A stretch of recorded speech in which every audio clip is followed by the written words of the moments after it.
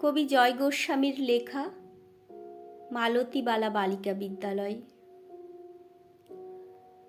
বেণী মাধব, বেণী মাধব, তোমার বাড়ি যাব। বেণী মাধব, তুমি কি আর আমার কথা ভাবো?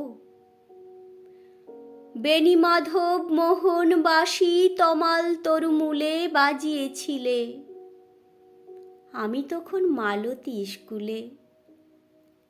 ডেস্কে বসে অঙ্ক করি, ছোট্ট ক্লাস ঘর, বাইরে দিদিমণির পাশে দিদিমণির বর।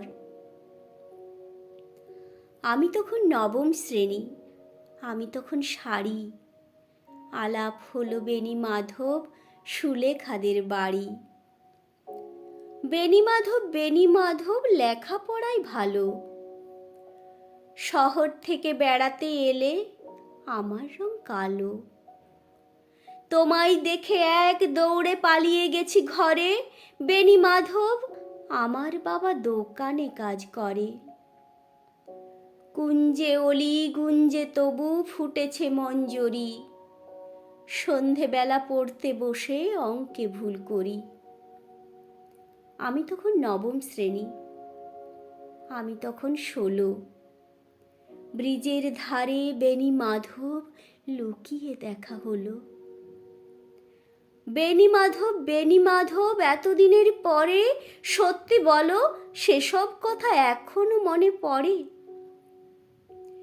সেসব কথা বলেছ তুমি তোমার প্রেমিকাকে? আমি কেবল একটি দিন তোমার পাশে তাকে দেখেছিলাম আলোর নিচে। অপূর্ব সে আলো, স্বীকার করি দুজনকেই মানিয়েছিল ভালো। জুড়িয়ে দিল চোখ আমার, পুড়িয়ে দিল চোখ।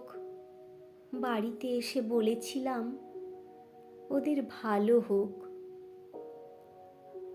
রাতে এখন ঘুমাতে যায় একতলার ঘরে। মেঝের উপর বিছানা পাতা, জ্যোৎস্না এসে পড়ে। আমার পরে জীবন ছিল চোরাপথের বাঁকে মিলিয়ে গেছে। জানি না আজ কার সঙ্গে থাকে।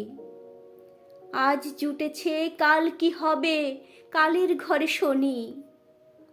আমি এখন এই পাড়ায় সেলাই দিদিমণি। তবু আগুন বেণী মাধব, আগুন জ্বলে কই।